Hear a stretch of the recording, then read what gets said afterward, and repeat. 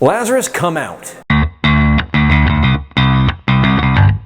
Wow, there's a lot going on in this week's gospel. It's the story of Lazarus. Long story short, Jesus calls Lazarus from the dead. It's a big deal. Now that's the broad strokes, and most of us can tell that story. But the problem is, our focus on the macro means we can miss the micro. So a couple of points.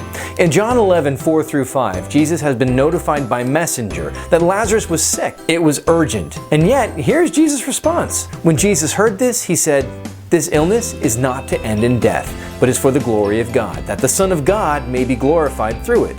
What are you going through now that seems hopeless? That seems like nothing good can possibly come of it? It's hard to imagine anything as unredeemable as death. It's hard to comprehend anything as final. Death is the end. At least that's the way we see it. God, however, has something we don't: perspective. He sees the total picture. He's in every moment of creation at the same moment. He knows that this struggle that you're going through, it's just a moment. And on the other side is victory. But more than that, God invites us into His work and will use the struggle, the seemingly hopeless battle you're in, to advance His kingdom if we invite Him into it. No, death is not the end. Our struggle, our witness, our testimony to God's faithfulness, even in trial, even when it seems like there's no hope, can bring hope to others and can give meaning to what seems fruitless. That is so hard. We spend our lives avoiding trial, but trial comes.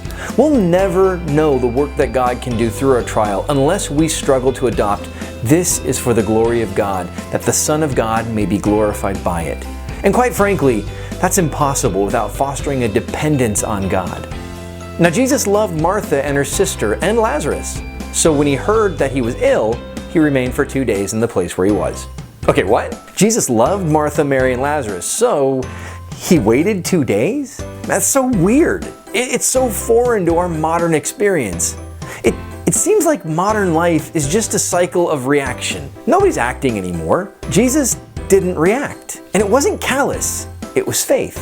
It was faith in His Father. Jesus didn't panic. He didn't despair. He spoke in faith, and then He moved. It turns out, had Jesus left immediately, Lazarus would still have been dead by the time he got there. A lesson for our modern times. Movement does not equal effectiveness. Just doing something isn't actually doing anything. Jesus loved Martha, Mary, and Lazarus, and so He didn't just rush off to do something. He waited on the will of the Father, and then He moved. The Psalms remind us over and over again, wait on the Lord. Psalm 27:13-14. "I believe I shall see the Lord's goodness in the land of the living." Wait for the Lord. Take courage. Be stout-hearted. Wait for the Lord. Psalm 130:5-6. "I wait for the Lord. My soul waits, and I hope for His word. My soul looks for the Lord more than sentinels for daybreak." Psalm 37:7. "Be still before the Lord. Wait for Him." But the thing is, without a relationship with God, waiting on Him is impossible. Jesus was intimately connected to the Father.